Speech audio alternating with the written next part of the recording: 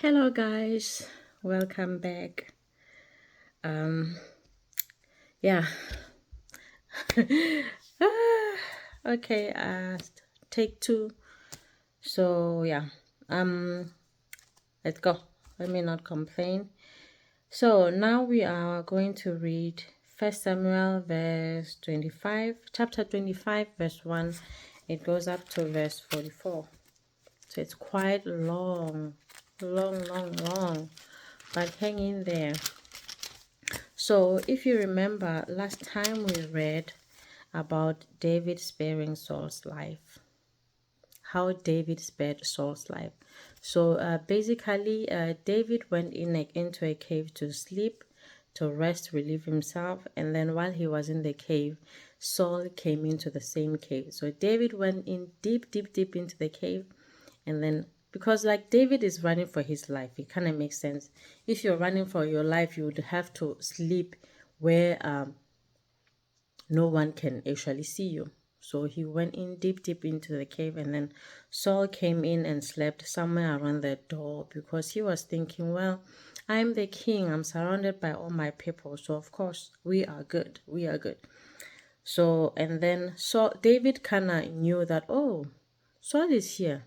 And then he went and cut off the corner of Saul's robe. And then in the morning, as they got out of the cave, David called out to Saul. He was like, my lord, here's the corner of your robe. See, if I wanted to kill you, I could have. But David still felt bad for cutting off that part, just the little corner. So you can imagine. And then now Saul promised that, okay, no more. I'm not going to attack you. I'm not going to try to kill you anymore. So, yeah. This feels like it would have been a great way to end this because it kind of showed that Saul repented. He did a complete 180. He understood the error of his ways. He knows that David is not trying to kill him. And he's even saying in the end that I see that, why God, you are going to be a great king. I can see that you are going to be a great king. But yeah, as you know that Saul, his mind needs to be studied. So yeah. Now we're going to start with chapter 25, chapter 25, 1 Samuel 25 verse 1. We're going to go up to verse 44. So hang in there. The death of Samuel. Now Samuel died, and all Israel assembled and mourned for him, and they buried him in his house at Ramah. Yeah, I hope you guys remember who Samuel is. Samuel is the son of, I don't remember his parents, but I know their story. But yeah, I know their story. The mother prayed for Samuel, and then she promised to offer him to the Lord. And yeah, that basically Samuel grew up in the house of the Lord, serving the Lord.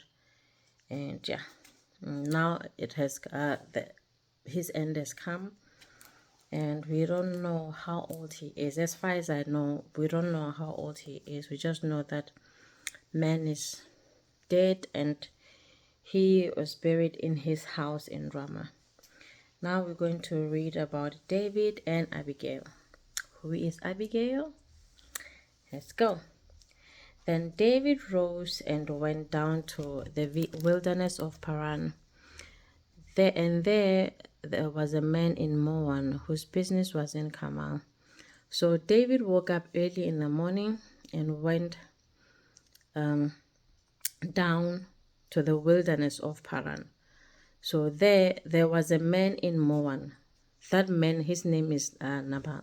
So Nabal lives in Moab.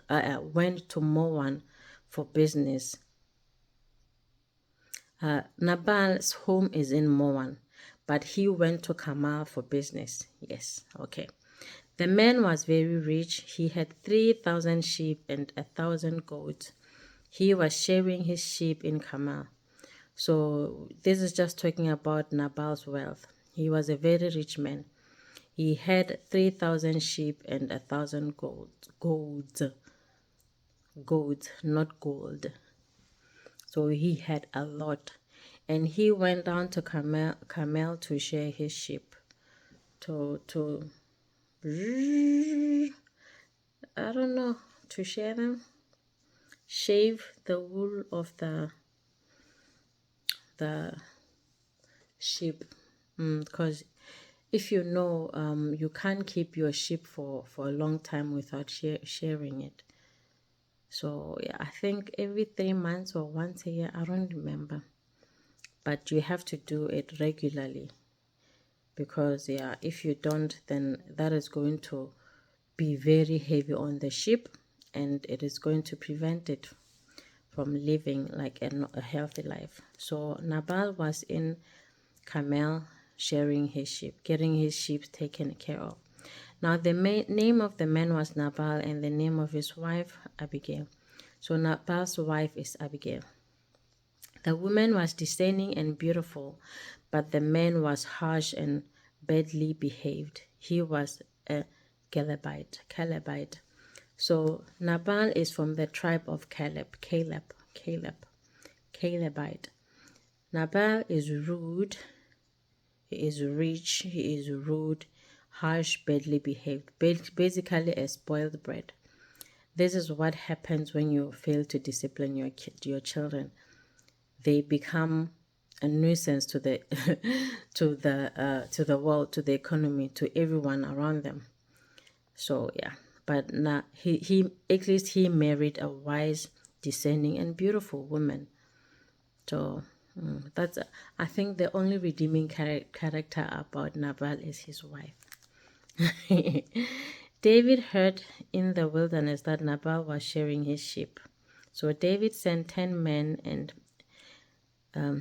so David was in the wilderness, if you remember. He's in Paran, and in Paran he hears that, oh, Nabal, he is sharing his sheep. And David said to the young men, so David said to the young men who were with him, go up to Carmel and go to Nabal and greet him in my name. And thus you shall greet him, peace to you, and peace to your house, and peace be to you, to all that you have. So David is basically sending his servants, the men with him, to go up to Nabal. First, as you meet someone, you can't just start by demanding. You have to declare peace, greet them, declare peace unto their life, and speak all the good things before you can ask for anything. So this is what David is doing, asking his men to go in that way. I hear that you have shares. Now your shepherds have been with us. So yeah, David is telling his servants to tell, this is where it starts. I hear that you have sharers. You have sheep that you want to, let's just say de-wool, if that is a word. Now your shepherds have been with us, and we did them no harm, and they missed nothing all the time they were in Carmel. So basically David now is starting to show the connection between him and Nabal. Why David thinks it's important for him to even come and communicate with Nabal. So this is where David is coming in. Your sons, your workers, they were with us. We took care of them. This is the relationship. We took care of your workers when they were with us in Carmel. And your young men, they will tell you. So they did not lack anything. We took care of all their needs.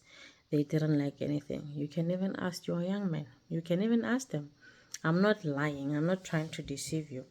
Therefore, let my young men find favor in your eyes, for we come on a feast day. So yeah, David is asking Nabal that he finds favor in David's servants, because they also they happened to come on a day of feast. So I mean, we have helped you, and now we are in the neighborhood and we find out that you have a celebration. So I mean, if help us. I mean, help a brother out. This is basically what David is saying. Help a brother out. We took care of your people, so please take care of us. In my culture, we have a thing called a hand washes another hand. So you can try to wash your hand like this, but that's not a thorough job. But you need another hand to wash the other hand. So basically, David is saying, I washed your hand. How about you wash my hand now? I took care of you. How about you take care of me now? That kind of makes sense, right? So let's go. Therefore, let my young men find favor in your eyes, for we come on a feast day. We are hungry. Let us find favor in your eyes. Please give whatever you have at hand to your servant and to your son David. So see, he is not even asking, please give us 2 cows, please give us what gives it, blah, blah, blah. No, he's just saying whatever you can give us, please give us. He's coming with a humble heart, saying that I'm not demanding, I'm not telling you what to do, I'm just asking that out of the goodness of your heart, you give us what your heart tells you. If your heart tells you to give us just one, that's okay, but you also have to keep into consideration how, like, obviously it's not just one person, so you can't just give one also, like, yeah. But yeah, out of the abundance of your heart, give, just as we took care of your people out of the abundance of our heart. Return the favor. That's what David is saying here. And when David's young men came, they said all this to Nabal in the name of David. And they said, and they waited. So they basically told Nabal everything, telling him that we come in the name of David. David sent us here. So, which means that Nabal knows who David is. Nabal knows who David is. So it's not just a random person coming and saying like, Lena sent us. So who's Lena? No, we come in the name of David, which kind of tells you that Nabal knows David and David has authority. And Nabal answered David's servants, who is David? But who is David? Like I can kind of feel the offense. I can kind of feel the anger that was rising up in David. Because basically here Nabal is mocking David. Nabal is saying, who is David? You come in the authority of David. Who is David? Who is he that he thinks he can come and request anything from me? Who is the son of Jesse? Because, like, if you remember, David said that he only talked about himself. He didn't say anything about where he comes from. He didn't say anything about his situation. But Nabal now says, who is David? Who is the son of Jesse? David didn't say, I'm the son of Jesse, which means, confirms that yes, Nabal knows who David is. Nabal knows who David is. This is Nabal still speaking. There are many servants these days who are breaking away from their masters. Nabal knows what happened. Nabal knows the situation of David, how David got to be where he is right now. Because now he is saying there are so many servants breaking away from their masters. So now shall I take my bread and give my water and my meat and that I have killed for my sharers, and give them to men who've come, I do not know from where. Yeah. I feel like even if Nabal didn't know David, if someone comes into your house and says, please help, blah, blah, blah, this and this happened, what's going on, north and right, south and east, Like, I feel like you wouldn't just say, "Who do you think you are? I don't want to help you." Like, everyone, no, like, that's too aggressive. So it shows that Nabal indeed was how did they describe him? Um, but yeah, harsh and badly behaved. Bad manners, bad manners. So yeah. So now he's like, so now I must take the food that I had saved and made and killed, prepared for my sharers and give to you. Who are you? Who do you think you are? And who come from? I do not know. Where do you even come from? Like, obviously he knows who he is. So this is just to show the disrespect. The disrespect. Yeah. So David's young men turned away and came back and told him all this. Obviously, they're disappointed. So David's young men, they leave Nabal, they go back to David and tell him everything. And David said to his men, "Every man strap on his sword." So this is just David show, like the Bible is just showing us how quickly decisive David got. I helped you out of the goodness of my heart, and when I need help, asking for your mercy, you throw me away. You're like, "No, who are you? Who do you think you are? I didn't ask for your help. You chose to help." Oh, okay. Now I'll show you. I'll show you. So David is like, "Every man strap on your sword," and every man of them strapped on his sword. David also strapped on his sword, and about 400 men went up after David. So 400 men went with David. So basically, including David, there were maybe 401. And while 200 remained behind with the baggage. So as they were working around together, so you can't leave your baggage unattended and just go into war. So someone had to take care of everything. And but one of the men told Abigail, Nabal's wife, wise men. So one of the employees, the servants of Nabal, went and told Abigail, "Behold, David sent messengers out of the wilderness to greet our master, and he railed at them." He is being honest. "Yet then the men were very good to us, and we suffered no harm, and we did not miss anything when we were in the field, as long as we were with them."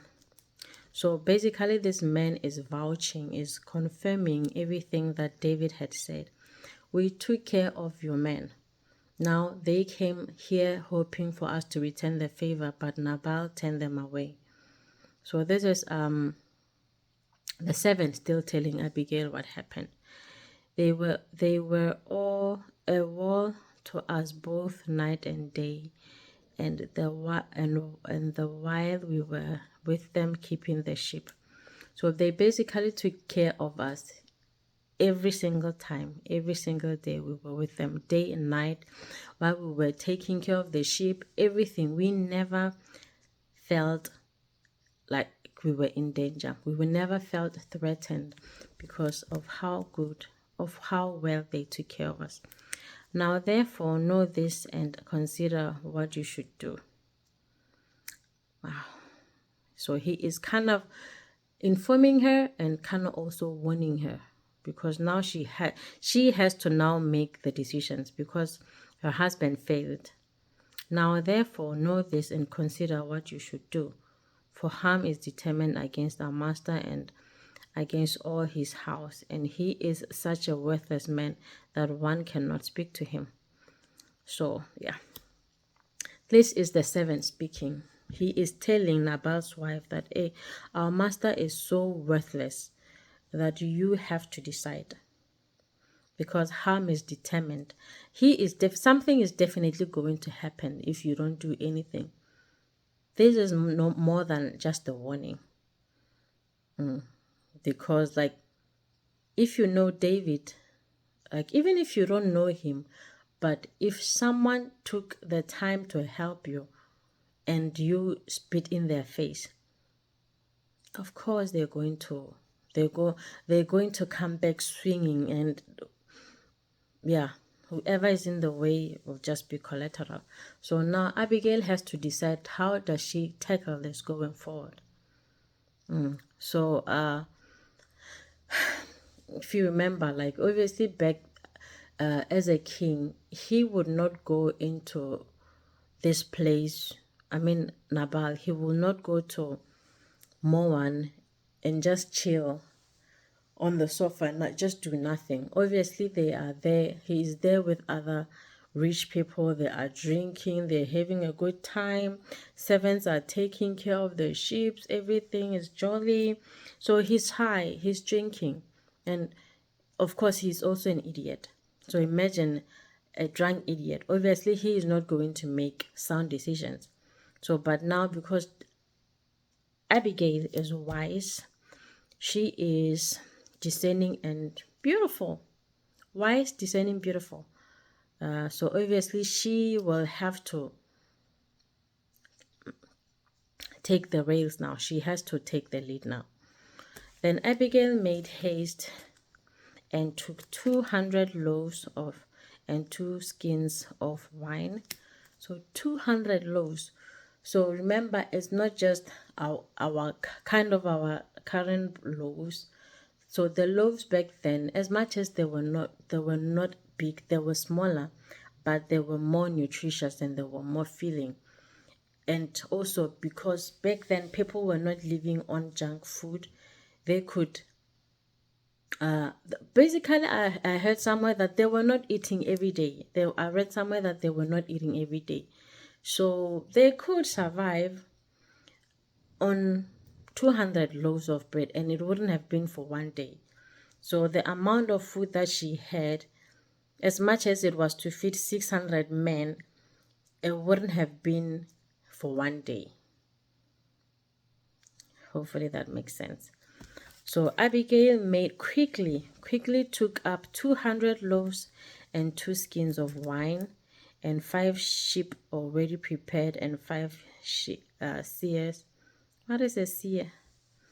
And of poached grain and 100 clusters of grains and 200 cakes of figs, and lay them on donkeys.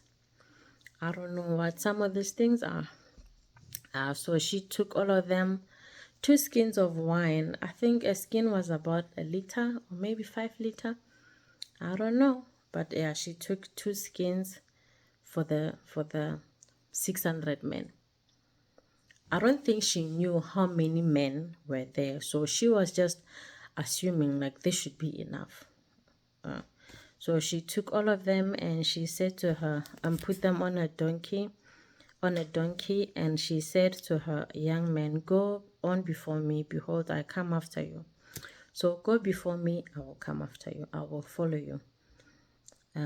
Because the young men, like, I think the young men will kind of be like the waving white flag. Like when David sees him, he will be like, okay, someone is coming. What's going on? What's going on? He will not be alert or start coming down. So obviously when he sees him with all this food, I mean, before Abigail comes, he'll be like, oh, okay, what's going on? This is me just thinking, obviously. Go, and she said to the young man, go on before me, behold, I come after you. But she did not tell her husband Nabal. So she told the servant, but she did not tell Nabal. Nabal is still having a good time with his friends. They're drinking, getting high, having a good time. It's just flowing. It's just easy, easy peasy does it. And she rode on the donkey and came down under the cover of the mountain. Behold, David and his men came down towards her, and she met them.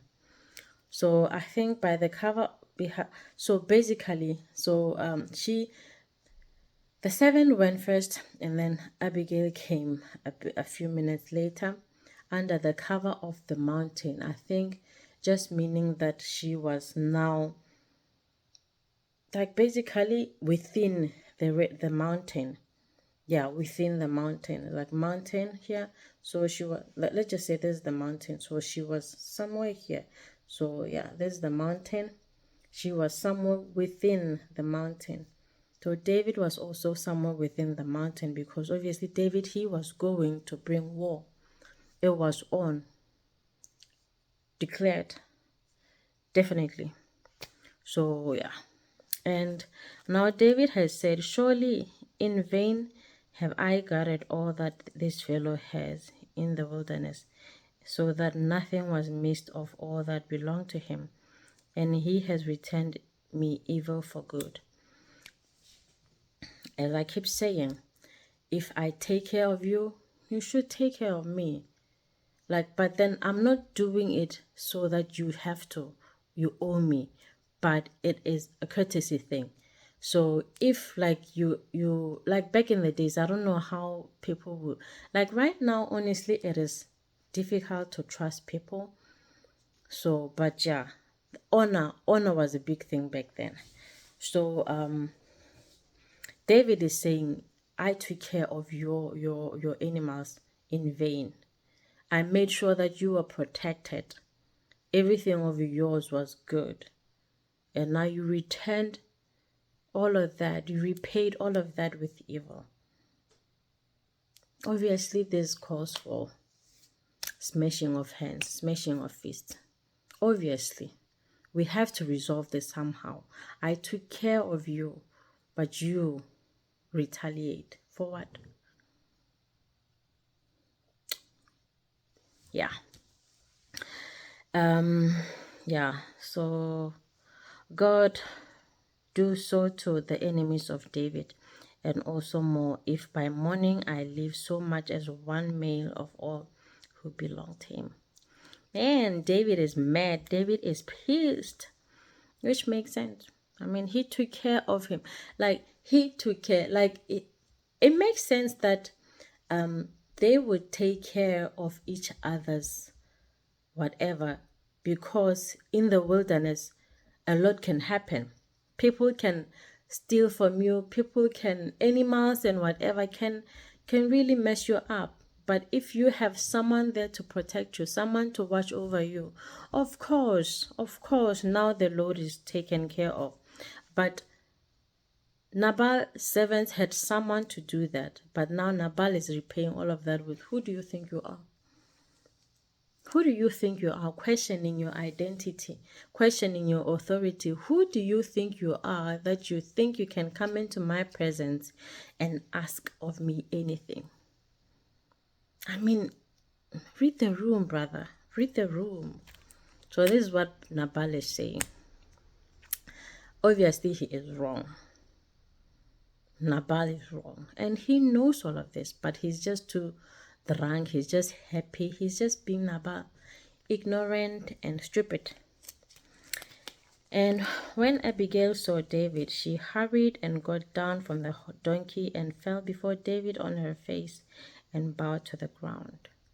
So Abigail saw David. I think it has to be at some distance. It couldn't have just been here, and then she goes off and then she bows. No. I feel like some significant distance, like where he could see who this is and hear everything, but obviously without the yelling.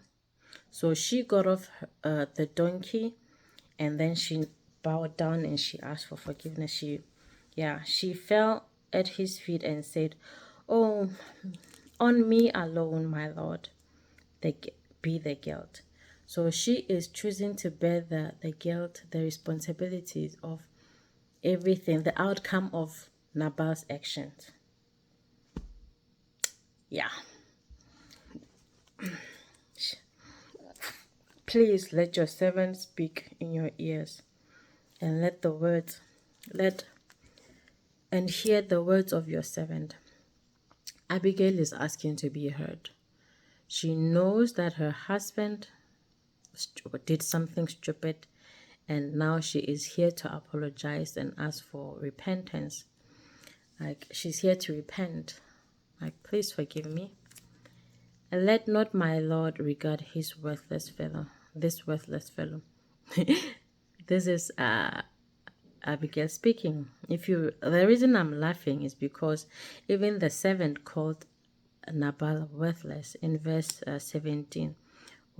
Now we are in verse 25. In verse 17, the servant said, "Now therefore know this and consider what you should do." The servant was speaking to Abigail, saying this: "For harm is determined against our masters and against all his house." It's not even a question anymore. It is definitely going to happen. He is such a worthless man that one cannot even speak to him. Imagine, his own servant is saying this about him. His own servants, they can see that this man is such a worthless man that he does not even deserve to be spoken to. No one can even speak to him, because when you speak to him, you are basically speaking to a rock. You are wasting your time. He will not listen to you. He will not even hear you. He will just speak whatever comes out of his mouth, and he thinks he is the authority. So now his wife is also saying the same thing. Let my Lord not regard this worthless fellow. This is his wife speaking. So imagine what she had to live with. Imagine, as a wise woman, you have this stupid man as your husband, and now you have to live with all that he does. It falls on you. Like, even if maybe she never had to act before, but the fact that now she got to see that this man is stupid. What did I get myself into? She can see that now. So obviously it was not something that happened once. It means that it's something that kept happening over and over again, and now even she knows, even his servants know. So basically Nabal has the reputation of his name. He's stupid. He's an idiot. So Abigail still says, "Let my Lord not regard this worthless fellow, Nabal, for as his name is, so is he." So now from this, I think we can gather that Nabal means worthless, because Abigail says in verse 25, "Let my Lord not regard this worthless man, Nabal." Don't regard this worthless man, Nabal, for as his name says, so is he. Basically, his name says who he is. His name announces who he is, the kind of person who he is.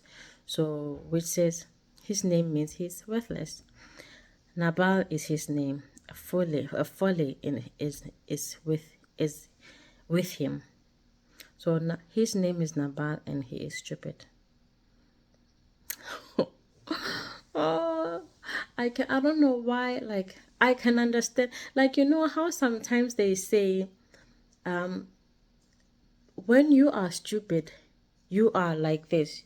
Obviously, you don't see anything wrong, but being stupid is a punishment to people around you. Like, you being stupid is a punishment to people around you. So now we can see it with Abigail. She has lived with this man. She has seen how stupid he actually is. And now she can see that, yes, his stupidity is a punishment to me, even as his wife. So yeah, don't listen to him. Don't listen to him. But I, your servant, will not see the young man. Oh, so yeah. So this is Abigail now speaking after saying all of this, apologizing that I did not see the young man of my Lord. I did not see the young man that you sent. Now then, my Lord, as the Lord lives, and as your soul lives, because of the Lord has restrained you from blood guilt and from saving with your own hands. And now let your enemies, those who seek to do evil to my Lord be as Nabal. This is Nabal's wife speaking. Like, it's kind of funny how, but she knows. She knows what is going to happen. And the fact that she also met David on the way, David was definitely going to act on it. So I can understand why she is bad mouthing her husband. So now it's not just about respecting the authority of the house. No, it's not just about that anymore, because what good is that going to do? Now everyone is going to die because of this man. Let's forget him. He's stupid. So now she is looking to honor David and telling him that no, don't let the stupidity of my husband ruin what God has for you, what God has planned for you. Let's go back to verse 26 again. Now then, my Lord, now then, David, as the Lord lives, as our God lives, and your soul lives, and as you live, because the Lord has restrained you from blood guilt and from saving with your own hands, because the Lord has saved you from getting your hands dirty, and basically he has kept you clean and pure. Because of that, because of the, like, she knows that if it was God's mission to get Nabal deleted, it would have happened one way or the other. But let it not happen, because through the hands of David. This is what she's saying. Let it not happen through the hands of David. God has plans for David, and she knows, she can see it. So she prays that let the stupidity of Nabal not be the reason why God is not honored. You know, she is a wise woman indeed. Like, honestly, I can see it. As much as you can find yourself in stupid situations, but don't let how other people react, behave, deter you or distract you from God's plans. Don't let the consequences of people's stupidities, lack of thinking, get you out of, like, disalign you from God's plans. I hope that makes sense. I'm tired, guys. But it's not because of you. Sorry. I was on vacation and I landed this morning and I had to go to work after landing. I tried to sleep on the plane. But I'm still tired. So just bear with me. I am trying to open my eyes. I know that God first. It's not God's fault that I decided to go on vacation. So still have to honor God. And now let this present now let your enemies and those who seek to do evil to my Lord be as Nabal. So those who want to hurt David, let them be as Nabal. So in what context does she mean? In which way does she mean all of this? Be stupid? Because right now Nabal is still alive. He's still ignorant. He doesn't even know what is going on. So what does she mean? Let them be like Nabal. And now let this present that your servant has brought to my Lord be given to your young men who follow you. So she's offering all that she has to David and all his young men. So please forgive the trespass of your servant. Please forgive Nabal. Yes, I know he's stupid. For the Lord certainly make my Lord a sure house. You can see the honor. Like, I feel like back then it was the way these people speak. It's like you could literally see the glory of God on someone that, okay, this one definitely has God with him. It's like, because the way she's even speaking, I'm like, Please forgive the trespass of your of your servant, for the Lord will certainly make my Lord a sure house, because my Lord is fighting the battles of the Lord, and evil shall not be found in you so long as you live. So evil will not be found in you as long as you live, because you are fighting the battles of the Lord. So basically, if David acts on this, it means that evil will be found in him, because it will be an evil act. Him killing Nabal, it will be an evil act. Yes, Nabal basically sinned against David, but if David acts out of anger, that will be evil. Now, it will be a part of who he is. Verse 29, if men rise up and pursue and to seek your life, the life of my Lord shall be bound in the bundle of the living in the care of the Lord your God. So if people try to kill you, your life will be in the hands of God. Your life will be protected in the hands of the mighty God. You will live.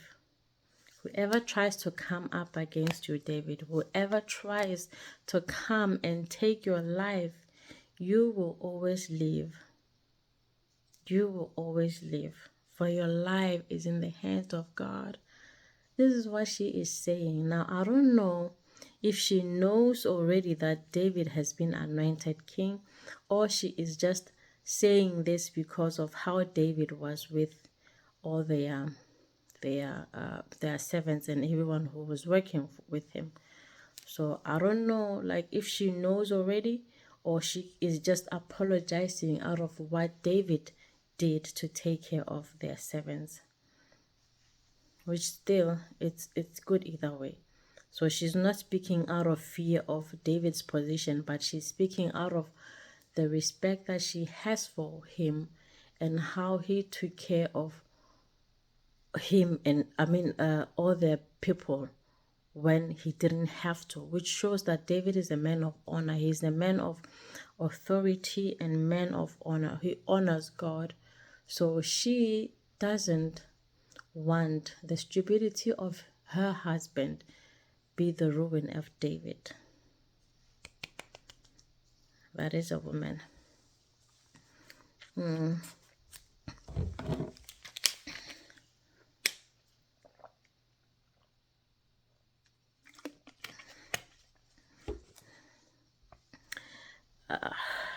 So yeah, she's saying, if men rise up to pursue you and to seek your life, the life of my Lord shall be bound in the bundle of the living in the care of the Lord your God. David, you are protected. If anyone tries to rise up against you, you are protected. And the lives of your enemies shall be sling out as from a hollow of a sling. So if you know a sling, hold it like this, bloop, bloop, bloop, and throw it. So basically the lives of the enemies, the people who choose to come against David, will be slung out and thrown away. Yeah, like it's nothing. Like it's nothing. And when the Lord has done to my Lord according to all the good that he has spoken concerning you, and has appointed your prince over Israel, and my Lord shall not cause of grief or pang of conscience for having shed blood without cause, or my Lord will reckon on salvation himself. Okay, let's go back again. And when the Lord has done to my Lord, and when God has done to David, according to all that God has spoken concerning David, and God has appointed you Prince David over Israel. Okay, so then this kind of tells me that she knows that David has been anointed, and then it just has not happened yet. Okay, one of the questions I had earlier, thank you Holy Spirit, has been answered. So she knows David is anointed king, because now she is saying, And when the Lord has done to my Lord according to all that he has spoken concerning you, and has appointed you prince over Israel. As you know that through Samuel, all of this, David has been anointed and he's basically been appointed prince over Israel, but it has not come to be yet because Saul is still king. So this is still the waiting season for David. So now Abigail is saying, when all of this has happened, my Lord David shall not have no cause of grief or pangs of conscience, of having of pangs of conscience for having shed blood without cause for, or for my Lord working salvation himself. Okay, let me read again. My Lord David shall not have cause of grief. So David will not grieve or pangs of conscience for having shed blood without cause. So he will not have a dirty conscience for basically killing without cause, or for David working salvation himself, for David deciding what is who deserves to live and who deserves to die. So David deciding to be God. So David will not have that upon his conscience. And when the Lord has dealt well with my Lord, remember your servant. So, oh no, we're still going. So basically David is saying, like, we know all of this is going to happen, but when the Lord has honored you, when the Lord has spoken the word that he has spoken over you, when all that the Lord has spoken over your life has come to be, please remember me. Please remember your servant. I don't know if she is saying remember your servant as me, as in me, or remember your servant as in Nabal, but I think she means remember me, because she is here coming to apologize. So now, of course, she wants to be remembered because she is being humble and submitting to David, because she knows that he is a man of God and God takes care of his own. So we are now in verse 32. Remember, it goes up to verse 44. And David said to Abigail, blessed be the Lord, the God of Israel, who sent you this day to meet me. So David can concede that, okay, he has come down. He has come down. And now he's saying, blessed be the Lord who has sent you to me, and you have met me. David can see that, okay, I was going to act out of anger. This was not going to end well for Nabal or for me, because he had declared that he was going to take every male's life. Everyone would have died because of Nabal's stupidity.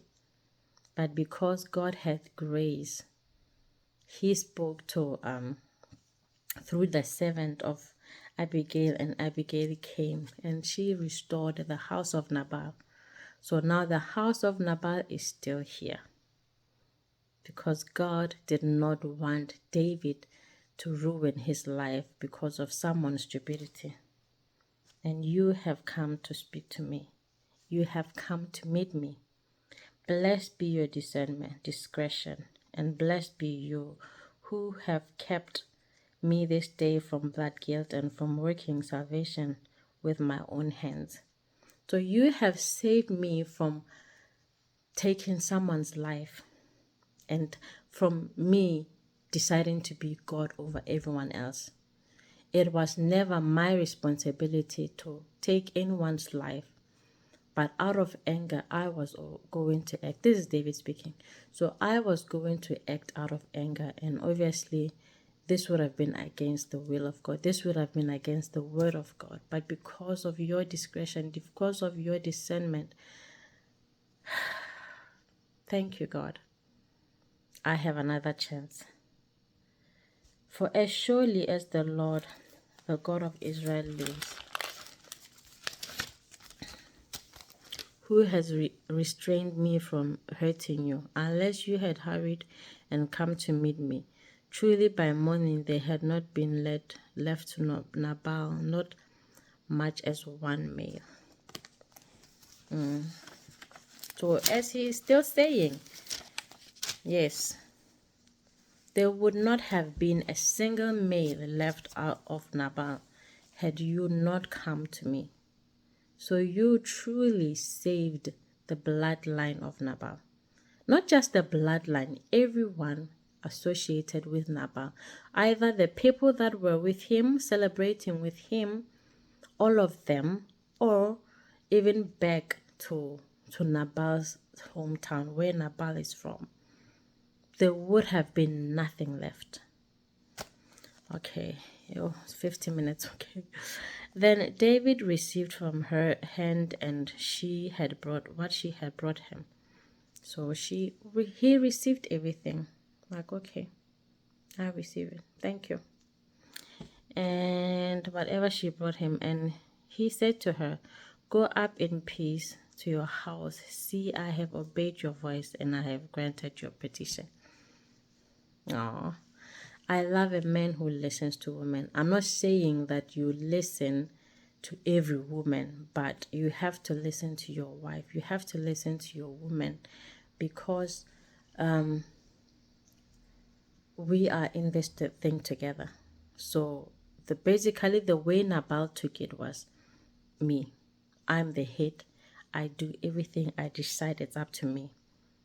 But because of Abigail's discernment, she did not even go back to him and tell him, because he was not going to listen, mind you. He was not going to listen to anything. So she did not go back to him to try to explain what he did, because he's an idiot, he wouldn't have listened. But then she went to David and apologized, and now they live to see another day. David can concede that, okay, I was going to kill you and your bloodline. I was going to kill every single person. But because you came, you have another day to live. Yes, I know I would have been wrong, but still, my mission would have been completed. So his focus was more on acting out of anger and making sure that everyone felt his pain, his disrespect, than obeying God at that moment. So that was his mission. But God was like, no, not my son, not my child. I have a bigger mission for you, and I'm not going to let this idiot distract you. So I will send his wife, Abigail, who is actually smart, and she will get you to calm down. So this is where we are.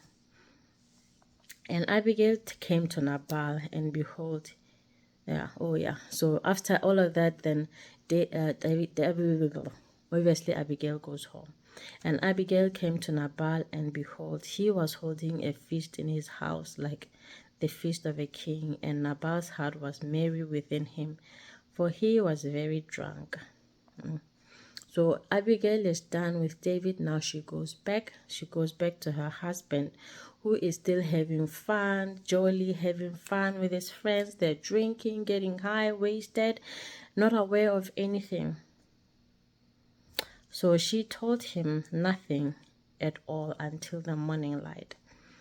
So she knew that this idiot is still drunk and he's still having fun, and he will not hear anything I say. So I'll wait until the morning. Let's wait until the morning light. In the morning, when the wine had gone out of Nabal, his wife told him these things, and his heart died within him, and he became a stone. So in the morning, when he had sobered up, Abigail went to him and told him everything, and his heart died in him, and he became a stone. I think him becoming a stone, I heard somewhere that this could mean he had a stroke. He had a stroke because a stroke, you cannot move if you have a stroke. So I mean, you become paralyzed, like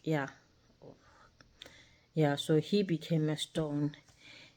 And about 10 days later, the Lord struck Nabal and he died. So he had a stroke and died 10 days later. Yeah.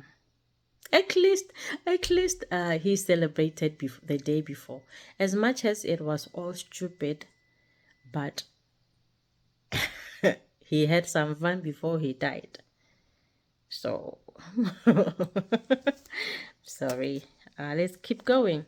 When David heard that Nabal was dead, he said, "Blessed be the Lord who has avenged the insult I received at the hands of Nabal and has kept back his servant from wrongdoing." So David can see now that he is no longer angry.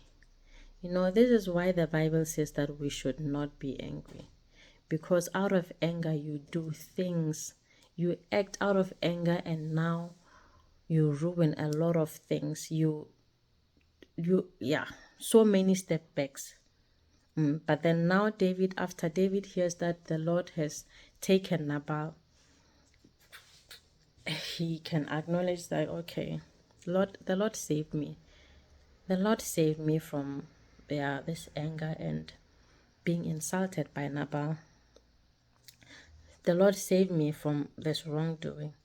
The Lord has returned the evil of Nabal on his own head. So David did not have to act. The Lord avenged him. So David acknowledges that, yes, the Lord avenged him. Then David sent and spoke to Abigail to take her as a wife. So I guess David was impressed. Anyone would be impressed. Anyone would be impressed if I can calm you down. And it's not in a disrespectful way. It's in a way that you can understand. You see it. You see the value. You can see the God speaking through you. Then obviously I'm like, I have to have you. You have to be my wife. I feel like this is the best wife of David ever. I have finished reading the book of Samuel, and now I'm currently studying the book of Kings. Chronicles. I finished with Samuel, I finished with Kings, and I'm currently reading Chronicles. I can tell you that Abigail is the best wife ever. All the other wives were not necessarily anything good. They were just out of lust. But this one was the wife of wisdom, discernment, and godly. Like, she could see, she could hear, and it showed. So I like Abigail out of all David's wives. Remember, he is also married to Saul's daughter, Micah. Yeah. And there's another one. I think Abigail is the third wife. There is another wife right now. So when the servants of David came to Abigail at Carmel, they said to her, "David has sent us to you to take you to him as his wife." And she rose and bowed with her face to the ground and said, "Behold, your handmaid is a servant to wash the feet of the servant of my Lord."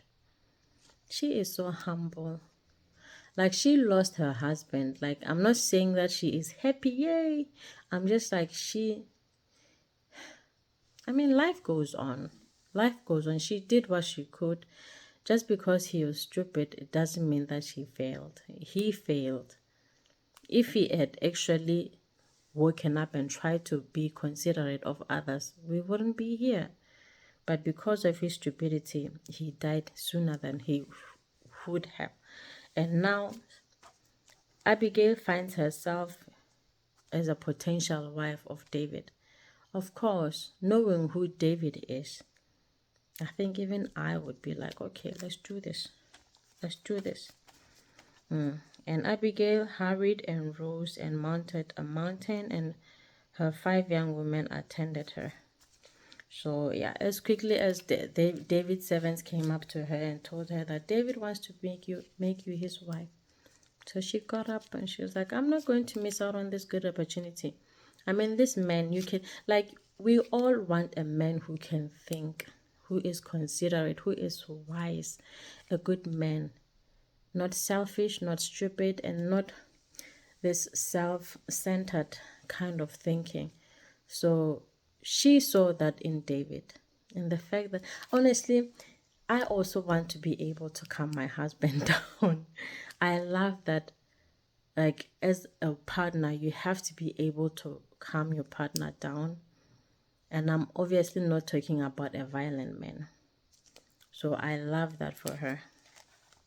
Abigail hurried and rose and mounted a mountain, and her 5 young women attended her, and she followed the messengers of David and became his wife. Just like that. Abigail is now David's wife. Just like that. David also took Ahinoam of Jezreel, and both of them became his wife. So I think two at the same time became his wife. Saul had given his daughter Michal, David's wife, to Paltry, the son of Laish, who was a Galim. So remember, so now it's kind of saying that because Saul had given David's first wife was Michal, and but then Saul had taken her and given her to Paltry, the son of Laish. So now she is married to David, but because of her father, she is also married to someone else. So she's no longer active as Saul's wife. Active as David's wife. So now we have Abigail, and we also have Ahinoam of Jezreel. So Abigail, we know her story. Ahinoam, we just know that she is from Jezreel. So now David kind of has two wives, but the first one is still out. So he has just two who are actively his wives right now. And ladies and gentlemen, that's it for today. We're at this for like an hour. So next time we're going to read about David sparing Saul's life again. So this means that Saul did not give up. Saul is still pursuing David, but David still spares his life. So that's it for us, ladies and gentlemen. See you next time. Bye.